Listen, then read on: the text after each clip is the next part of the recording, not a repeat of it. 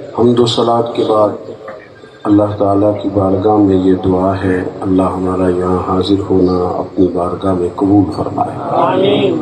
دین کے کاموں میں اخلاص عطا فرمائے، اور اللہ تعالیٰ جن احباب نے یہ خوبصورت اہتمام کیا ہے اور جو تشریف لائے ہیں سب کو بہترین صلہ عطا فرمائے۔ انسان اپنی تخلیق کے لحاظ سے بڑی خوبصورت اور پروقار شخصیت رکھتا ہے۔ جیسے جیسے ماحول میں وہ وقت گزارتا ہے اس طرح کا ہوتا جاتا ہے۔ اللہ کے پیارے رسول صلی اللہ تعالی علیہ وسلم نے فرمایا ہے کہ کل مولود یولد علی الفطرہ، جو بچہ بھی پیدا ہوتا ہے وہ مسلمان پیدا ہوتا ہے، مومن پیدا ہوتا ہے، فطرت پر پیدا ہوتا ہے۔ اگر اس کے والدین عیسائی ہوں تو عیسائی بنا دیتے ہیں، یہودی ہوں تو یہودی بنا دیتے ہیں، مسلمان ہوں تو مسلمان بنا دیتے ہیں۔ ہمارے ہاں جو آدمی بڑے عہدے پر فائز ہوتا ہے نا، بڑے عہدے پر، اس کو بھی ضرورت ہوتی ہے کسی سے بات کرنے کی، اپنے دل کی بات سنانے کی، اسے بھی ضرورت ہوتی ہے کسی ایسے شخص کی جو اس کے لیے دعا کرے، جو اس کا خیال کرے، جو اس کے لیے محبت کے جملے بولے، وہ کتنا بڑا بھی ہو جائے۔ انسانوں میں یہ ضروریات ہمیشہ موجود رہی، لیکن جو لوگ ان ضروریات کو مادہ پرستی میں لیتے ہیں نا، دنیاوی نقطہ نظر سے، وہ بہرحال کمزور ہو جاتے ہیں۔ اس لیے کہ ہمارے ساتھ کوئی شخص بھی دنیا میں جو تعلق رکھتا ہے وہ بہرحال کہیں نہ کہیں کسی نہ کسی کونے میں اس کا کوئی اپنا ذاتی فائدہ بھی ہوتا ہے، کہیں نہ کہیں، چلے وہ عزت کا ہی نفع ہو کہ میں جاؤں گا تو میرا اکرام کرے گا، کچھ نہ کچھ کہ یعنی والدین بچوں کی پرورش کرتے ہیں بے لوث ہو کر، بڑی خدمت کرتے ہیں، پیار کرتے ہیں، لیکن کہیں نہ کہیں وہ بھی کہہ دیتے ہیں کہ میرے بڑھاپے کا سہارا بنے گا۔ کوئی نہ کوئی فکرہ، کوئی نہ کوئی جملہ، انسان جب انسانوں سے رشتہ رکھتا ہے تو کوئی نہ کوئی بات ان کی زبان سے نکل آتی ہے، بدلے میں ایک رشتہ ہوتا ہے کائنات میں انسان کا دنیا میں، اور وہ رشتہ ہوتا ہے امتی کا اپنے نبی کے ساتھ، امتی کا رسول پاک کے ساتھ رشتہ ہے، جس میں تقاضا کوئی نہیں، تقاضا اتنا ہی ہے کہ اپنے رسول سے پیار کرنا، ان کی فرما برداری کرنا، اور یہ بھی اس محبت کے تقاضے۔ باقی رسول پاک صلی اللہ تعالی علیہ وسلم نے کسی سے کوئی تقاضا نہیں، اس کی کو ذرا کم کریں گے۔ حضور نے بے لوث محبت کی، اور حضور نے احساس کیا لوگوں کا احساس۔ ہمارے ہاں لوگوں کا احساس یہ ہوتا ہے کہ اسے کام پہ لگوا دو، اچھی نوکری دلا دو، تنخواہ میں اضافہ کرا دو۔ تو بھئی یہاں تو بہت سارے لوگ ہیں جو کروڑوں کما کے بھی رات کو سوتے نہیں بیچارے، لاکھوں روپیہ رکھتے ہیں پر اپنے دل کا سکون نہیں رکھتے۔ کسی بندے کے ساتھ اصل نیکی یہ ہوتی ہے کہ آپ اس کے ذہنی سکون کا بندوبست کر دیں، اس کا نظریہ ٹھیک کر دیں، عقیدہ ٹھیک کر دیں، توجہات ٹھیک کر دیں، سوچیں پاک کر دیں، دل کا قبلہ درست کر دیں، یہ اصل نیکی ہوتی ہے۔ اور یہ نیکی اگر کوئی کر سکتا ہے امتی کے ساتھ تو صرف نبی کر سکتے ہیں۔ نظریات کو پاک کرنا، سوچوں کو پاک کرنا، دلوں کا تزکیہ کرنا، لوگوں کی بھٹکتی اور بکھرتی خواہشات کو کوئی منزل دے دینا، کوئی رستہ دے دینا۔ رسول پاک نے امت سے بے لوث محبت کی۔ ابھی آپ سن رہے تھے کہ جب حضور پیدا ہوئے تو تب بھی فرما رہے تھے ربی حب لی۔ اصل میں نا ہم سنتے ہیں ان چیزوں کو کیونکہ ایک مذہبی محفل میں آئے ہیں نا، اس ترتیب سے سنتے ہیں۔ آپ نے اس حقیقت پر غور کرنا ہے، یہ خاصا مشکل کام ہے۔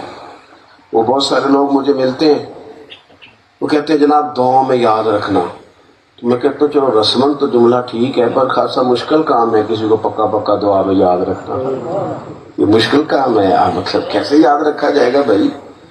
ہاں کچھ لوگ ایسے ہوتے ہیں کہ آپ ہاتھ اٹھاتے ہیں تو ان کے چہرے پہلے آپ کی نگاہوں میں آ جاتے ہیں، یہاں تو ان کے ساتھ محبت ایسی ہے کہ ان کے احسانات ایسے۔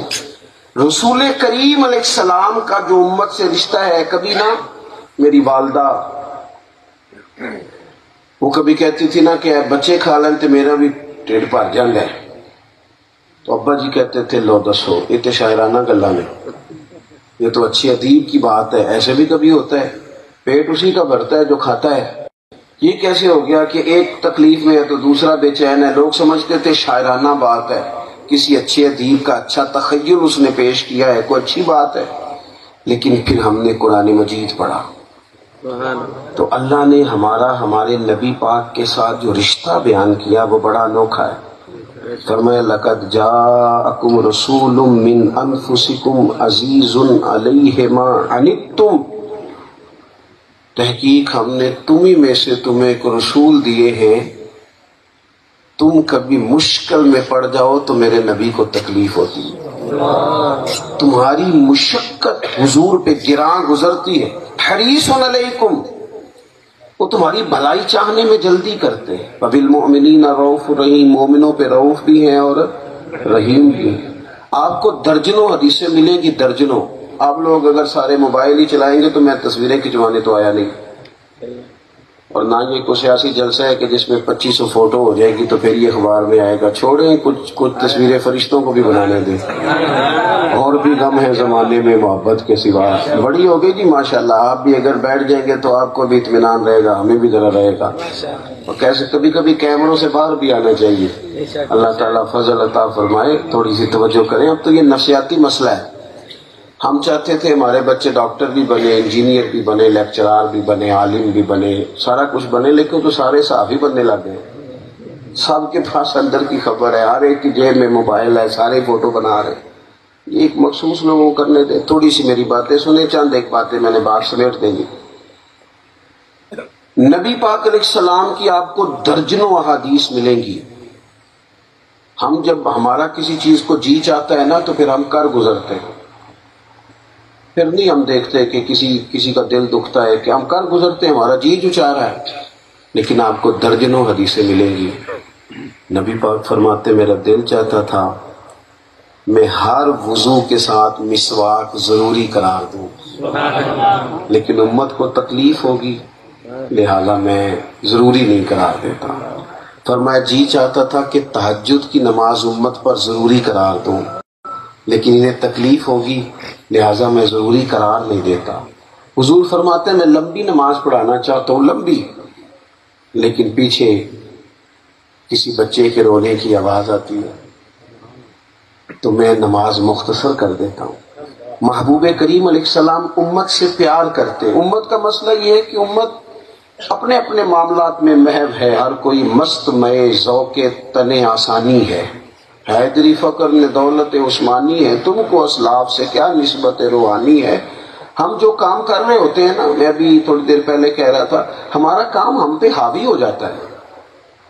یعنی وہ پیر صاحب میری طرح کے نا گھر بھی جائیں تو ان کا دل ہوتا ہے سارے اٹھ کے کھڑے ہو جائیں، حضرت صاحب جو آ گئے۔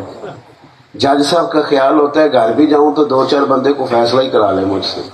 ٹیچر کا خیال ہوتا ہے میں گھر جاؤں تو سارے کتابیں نکال لیں اور پڑھائی شروع ہو جائے۔ او بھائی آپ کہیں ٹیچر ہوں گے، اچھی بات ہے، استاد، شیخ، مفتی، پیر آپ ہوں گے سارا کچھ، لیکن آپ کسی کے بیٹے بھی تو ہیں نا، کسی کی شوہر بھی تو ہے نا، کسی کے بھائی بھی تو ہیں نا۔ آپ کا بیٹا آپ سے لپٹنا چاہتا ہے، آپ کی بیٹی آپ کو بات سنانا چاہتی ہے۔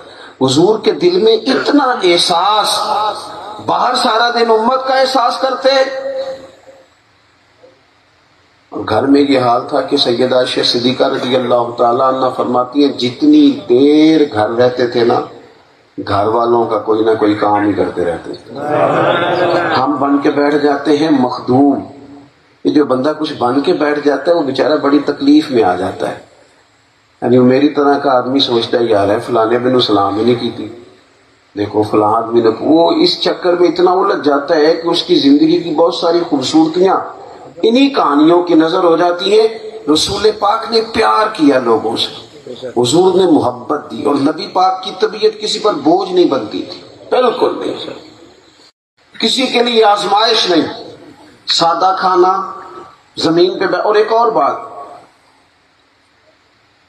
فقیری میں فقیری کرنا آسان ہوتا ہے، پیسے نہیں ہیں سادے کپڑے پہن لیے، لیکن بادشاہی میں فقیری کرنا،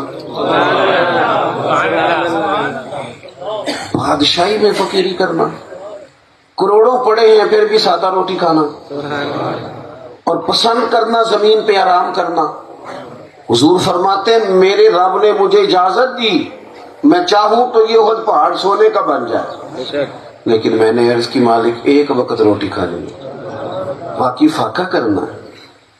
میرے عزیز، نبی پاک نے امت سے، آج امت بحث کرنے لگ جاتی ہے، میلاد کا موقع آتا ہے تب بھی بحث، اور حد یہ ہے کہ جو لوگ بالکل مسئلہ نہیں پوچھتے، شادیوں پہ کروڑوں خرچ کر دیتے ہیں، بالکل مسئلہ نہیں پوچھتے، وہ بھی خدا کے بندے چند ہزار روپے کسی محفل پہ خرچ ہونے لگے تو مسئلہ پوچھنے لگ جاتے ہیں کہ جائز بھی ہے کہ نہیں۔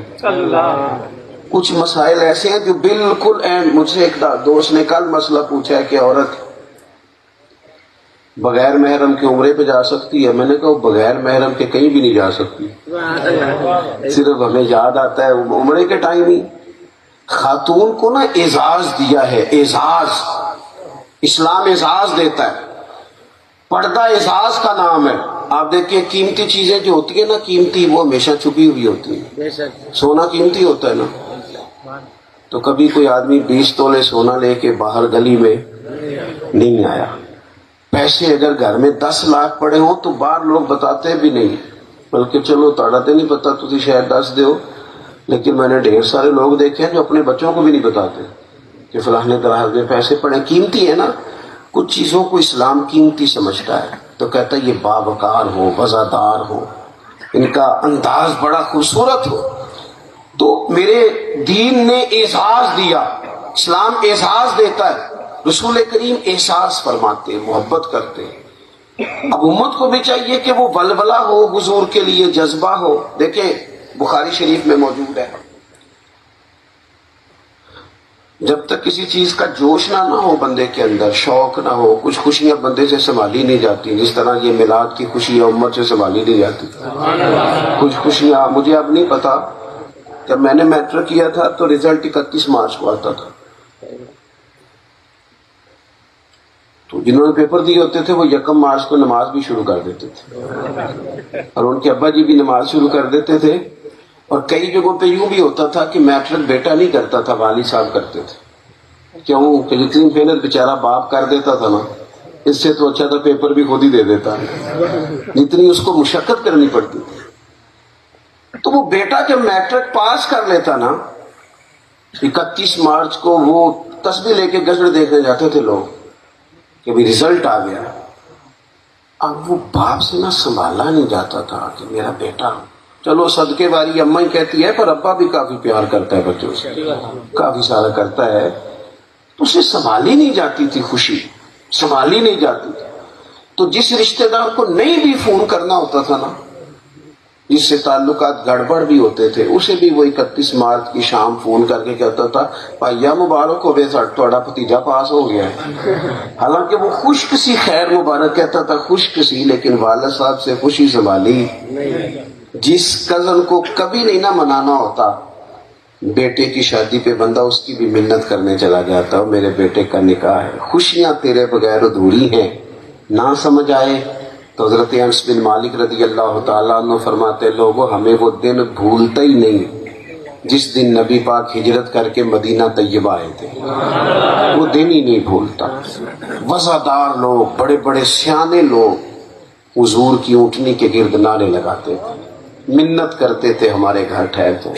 بچیاں بنو نجار ایک بڑا قبیلہ، اس کی بچیاں دف لے کے بیٹھ گئیں، اور وہ ننھی بچیاں جو بیٹھ کر وہاں دف بجاتی تھیں، رسول پاک کی جانب اشارے کر کے گاتی تھیں اور کہتی تھی ہم ہیں بچیاں نجار کے عالی گھرانے کی، خوشی ہے آمنہ کے لال کے تشریف لانے کی۔ رسول کریم کے ساتھ امت کا والہانہ رشتہ، اور یہ لوگ ایسے نہیں تھے۔ نبی کریم نے کسی سے نہیں کہا تھا کہ میں کلی کروں تو میرے منہ سے نکلا ہوا پانی چہروں پہ مان لینا، حضور نے نہیں کہا تھا، لیکن صحابہ نے جب محبوب کی محبت دیکھی، انداز دیکھا تو وارفتگی ہو گئی، پیار ہو گیا۔ اور یہ کوئی عام لوگ نہیں، حضرت عمر جیسے 24 لاکھ مربع میل کی حکومت چلانے والے سیانے لوگ، حضرت مولا علی جیسے علم و حکمت کے معرفت کے بادشاہ لوگ، یہ حضور وضو کرتے تھے تو جسم سے لگا ہوا پانی لینے کے لیے یہ لائنوں میں کھڑے ہوتے. اور عروہ بن مسعود ثقفی جب کفار کے سفیر بن کے حضور سے ملاقات کر کے واپس گئے تھے تو صحیح بخاری میں موجود ہے، انہوں نے جا کے کہا تھا کافروں سے تم نہیں مقابلہ کر سکتے رسول پاک کا. کہا کیوں؟ کہنے لگا میں نے وہ دربار بھی دیکھے ہیں جہاں لوگ اپنے آپ کو سجدہ کراتے ہیں پر محبوب تو سجدے سے منع کرتے ہیں، لیکن غلاموں کا رنگ یہ ہے کہ ہر چیز پیچھے رہتی ہے تو رہ جائے، حضور کے جسم سے لگا ہوا پانی کا قطرہ ملنا چاہیے. کہنے لگے جو لوگ اتنا اپنے نبی سے پیار کریں وہ کبھی نبی کے دین کا جھنڈا زمین پر گرنے. اب نہ امت وہ شوق نہیں رکھتی، تھکی تھکی سی سوچیں اور کمزور کمزور سی باتیں اور ہر معاملے میں چست اور شریعت اور سنت کے معاملے میں سست، کمزوری مزاج کی، لہجے کی کمزوری، اس نے خرابی پیدا کر دی. میں نے باتیں زیادہ نہیں کرنی، بات کو سمیٹنا ہے. حضور امت سے پیار کرتے. نبی پاک علیہ السلام نے خود فرمایا، کریم محبوب فرمانے لگے میری اور تمہاری مثال اس آدمی کی طرح جس نے آگ روشن کی تھی اور پتنگے آ کے آگ میں گرتے تھے تو وہ کیا کرتا تھا؟ پتنگوں کو روکتا تھا کہ پیچھے ہٹ جاؤ، جل جاؤ گے جل جاؤ گے. فرمایا میری اور تمہاری مثال بھی ایسے ہی ہے، میں بھی تمہیں روکتا ہوں، یہ کام نہ کرنا دوزخ میں لے جائے گا.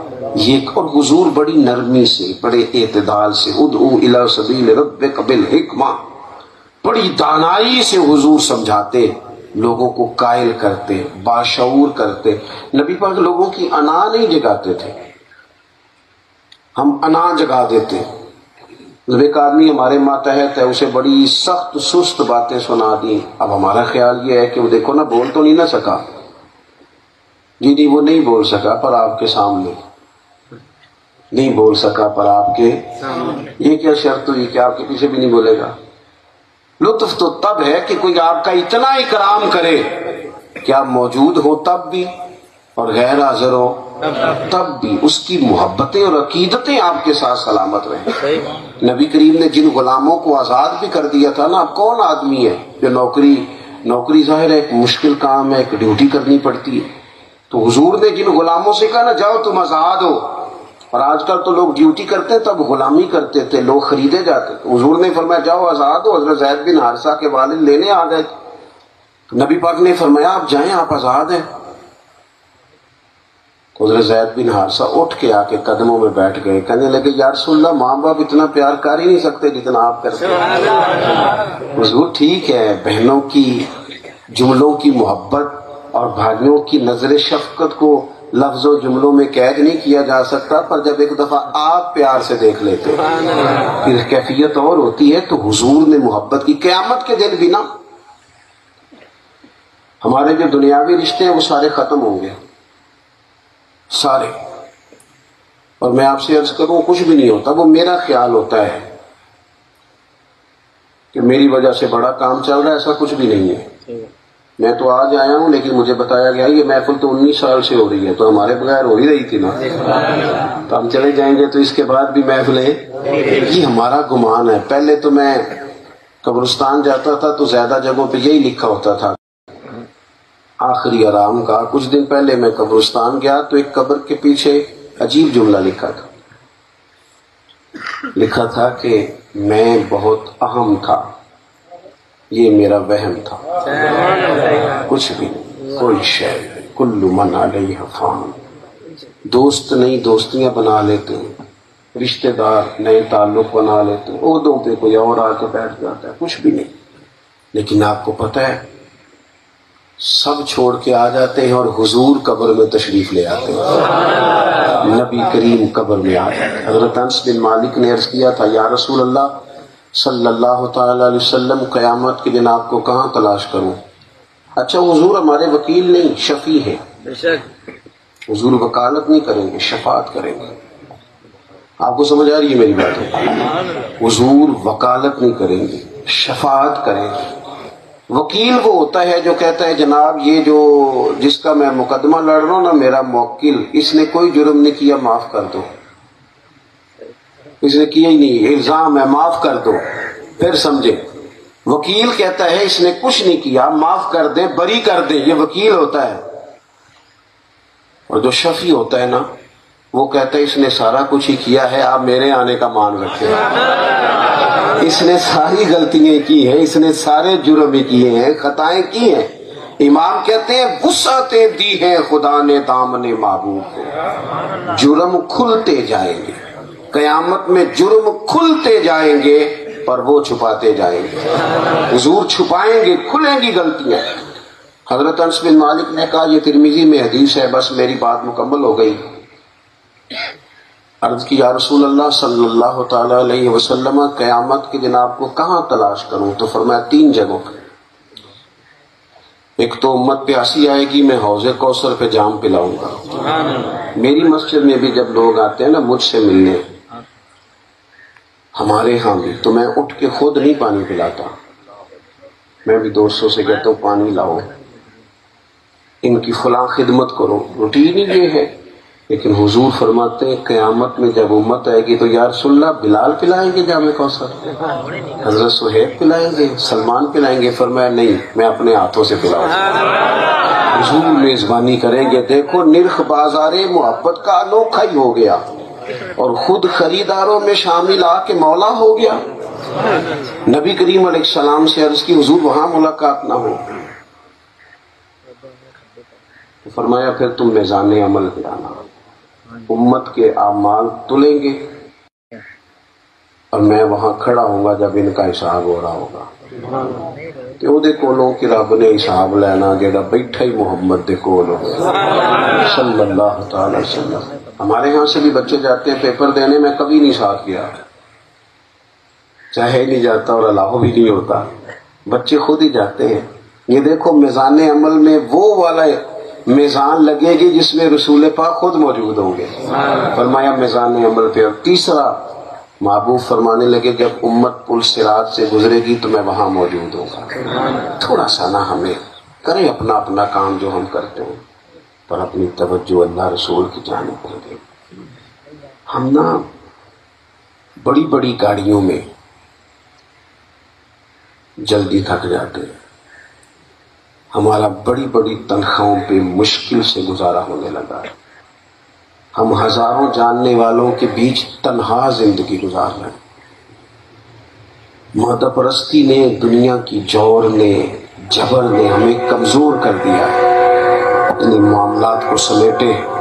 جس طرح جسم کھانا پینا اور سونا مانگتا ہے نا، روح عبادت مانگتی ہے، درود و سلام مانگتی ہے، سجدہ مانگتی ہے، دعائیں مانگتی ہے۔ میں ایک ڈاکٹر صاحب کے پاس بیٹھا تھا ایک دفعہ، میرے بڑا ان سے محبت کا رشتہ ہے، تو اپنے پیشنٹ کو، مریض کو ڈیل کر رہے تھے، تو وہ کہہ رہے تھے کہ بابا جی آپ کے دل میں کچھ باتیں آپ کہہ دیں کسی سے تاکہ آپ کی طبیعت ٹھیک ہو جائے۔ تو میں نے ڈاکٹر صاحب سے کہا کہ میرا مداخلت کرنا بنتا تو نہیں، شعبہ آپ کا ہے، پر کچھ دکھ نا بڑے ذاتی اور نجی قسم کے ہوتے ہیں، بندہ کسی سے کہہ نہیں سکتا، صرف اپنے آپ سے کہے جا سکتے۔ اقبال نے کہا تھا نا، ڈھونڈتا پھرتا ہوا اقبال میں اپنے آپ کو، آپ ہی گویا مسافر، آپ کی منزل ہوں میں نے کہا کچھ باتیں نہایت ذاتی اور نجی ہوتی ہیں، کسی سے کہی نہیں جا سکتی۔